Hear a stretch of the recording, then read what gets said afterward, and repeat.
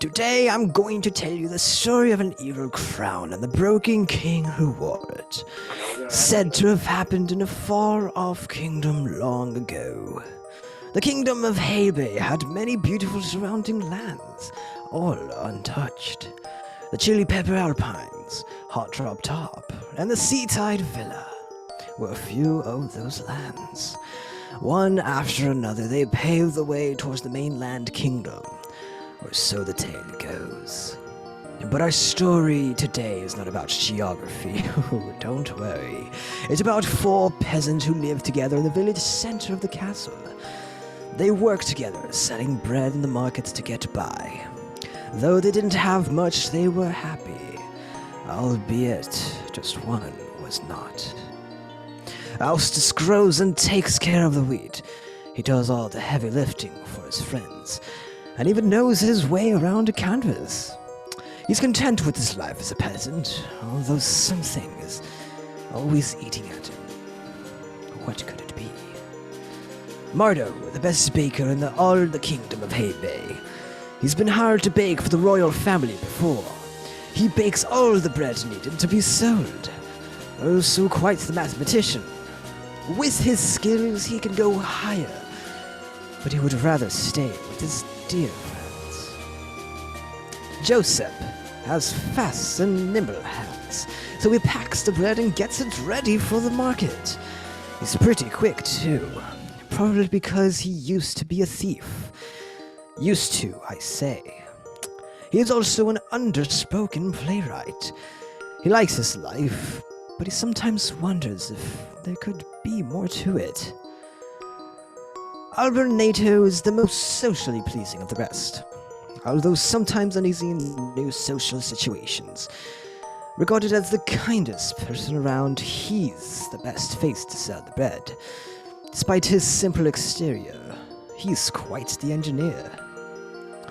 These four live together and work together. They previously had no one to turn to. They were outcasts of their own kind. When they needed someone most, they found each other. It's been a long while since their first encounter, but they cherish it fondly.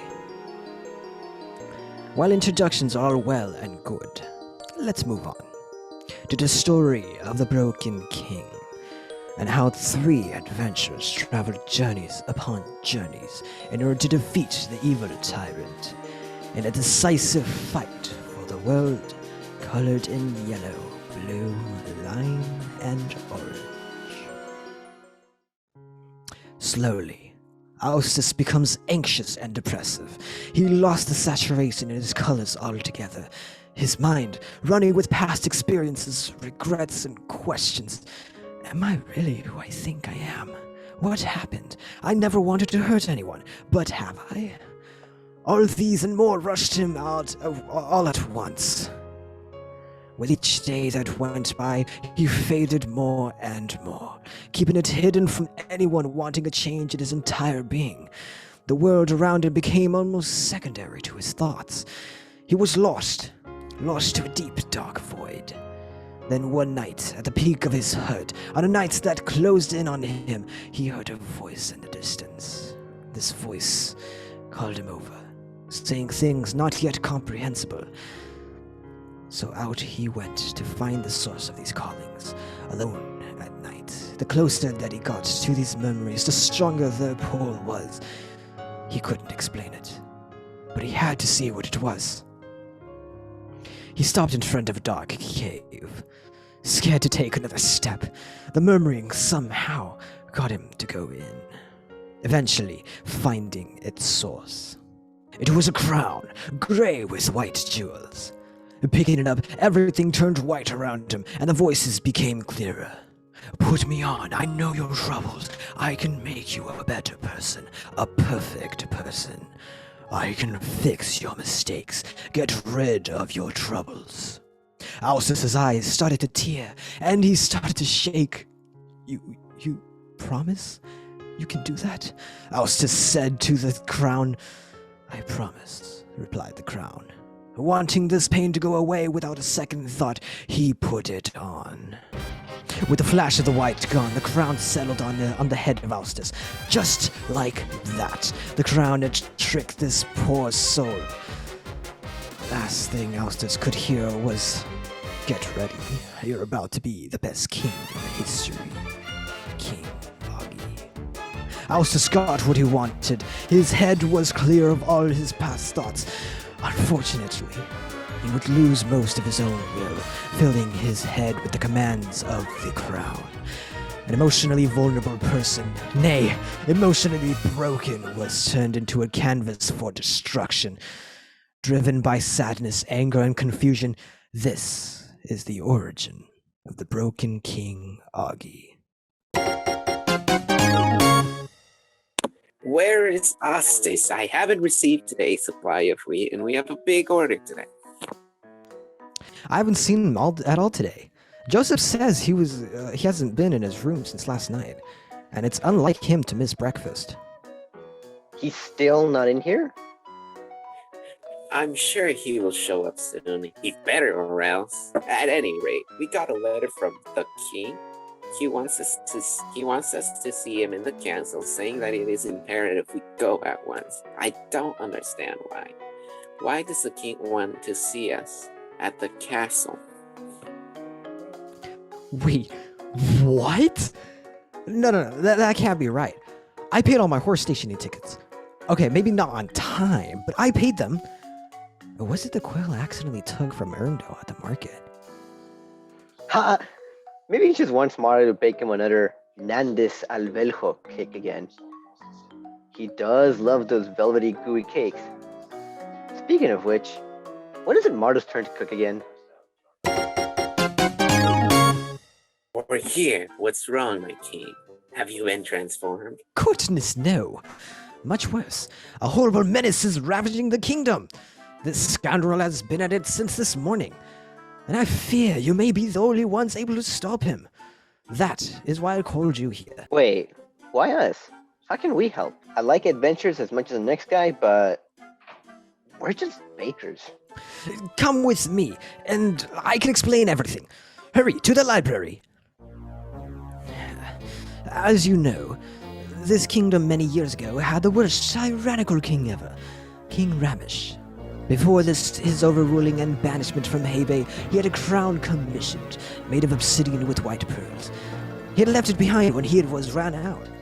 Every subsequent tyrant this kingdom has seen was somehow compelled to this crown. It is said that the spirits now reside in it.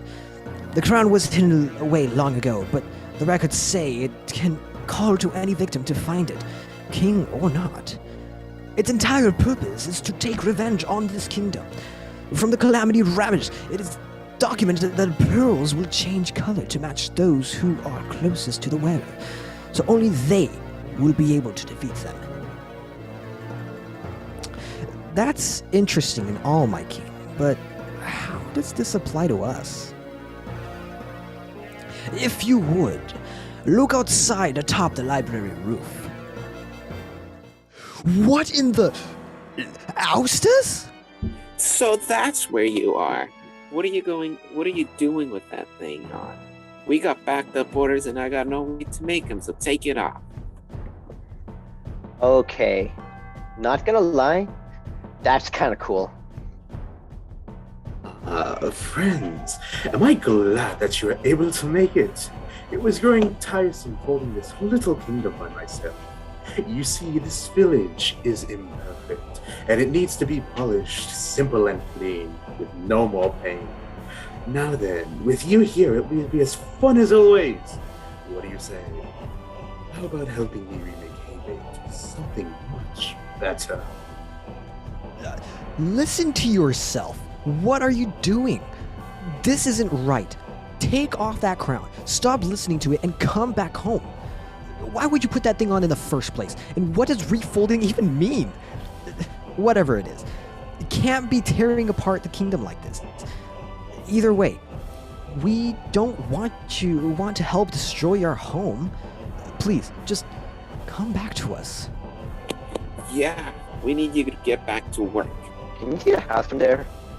I foresaw this answer from the likes of you, however, yes, under Right answer or wrong answer, it matters not.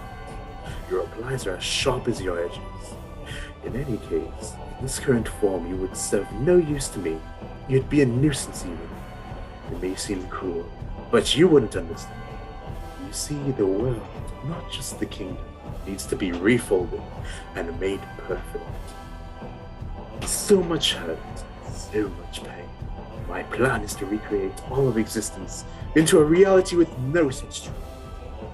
Then maybe life would finally be perfect, bearable even. You may not understand, but the weight of the mind is heavier, so much so than the earth itself. By removing this from existence, that is, free thought, nobody would have to go through this again. Nobody. Ever. And so as it pains me, I have to rid you of my mind. So, see you later. Wait, what? And just like that, he swatted them away. Far away from his plans, nobody knew where they landed. Except them, of course. The resulting gust of wind only carried them further from the land. The trio landed in a chilly pepper tundra. Cold, lost, and confused. They had no choice but to journey back to Haybay and save the world from their friend before it's too late. So they made their way back, through the many different terrains, battling allies of the king, along the way and learning new skills. They geared up and steeled themselves, gathering any information they could on how to return to Haybay. When they did, they were prepared for the final fight. But when they got there, it seemed as if they were too late. Although they were slightly, all hope was not lost. The fate of the world rested in this fight. Hey, Your Highness, we're back to declare a decree of pain. That's the best one you got. We literally had an entire adventure for you to think of something better. Let's just get this over with. And might I never signed up for this. So you return, and so soon it feels almost like a minute has passed since I tossed you away. Whatever. I know why you're back. You want to fight, isn't that right? Well then, I'll give you one you won't forget. This kingdom is mine anyway. So try your best, and maybe you'll get it. And so they did. It was indeed an epic fight. They engaged in a long-honored tradition of fighting in turns, not used as frequently now, but still honored, with Broken King Agi in his most enraged form. He was still no match for his friends who fought with the mind, not the fist. Eventually, they broke him even further, and that is to say, they won. Why? Why must you three insist in ruining my plans? Can't you see? I'm trying to help this funeral. I'm trying to get rid of all of the pain so that no one else has to go through what I did. That way, if they can't think for themselves, they won't ever be hurt. I'm trying to help. These mental health problems, it's a curse. I want to make sure it ends. What? We must have broken it through the crown's power. Wait, Austus, what are you talking about? Why didn't you tell us sooner? We're always here for you, and it may not look like it, but we also go through our own pains. Everybody hurts sometimes, and unfortunately, really bad too. But this is not the answer. You're just causing more pain. Yeah, he's right. You're not alone in this.